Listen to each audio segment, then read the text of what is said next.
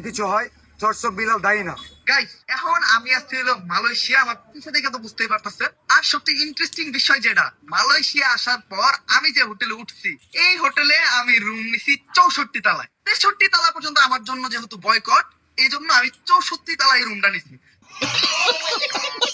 Omar on fire, thoughts of Billal এবং NASA ভাই বিনোদন, এই তিনজনের মধ্যে কে সেরা, কার জনপ্রিয়তা সবচেয়ে বেশি, প্রতি মাসে কে কত টাকা ইনকাম করে, আপনি কি এসব তথ্য জানেন?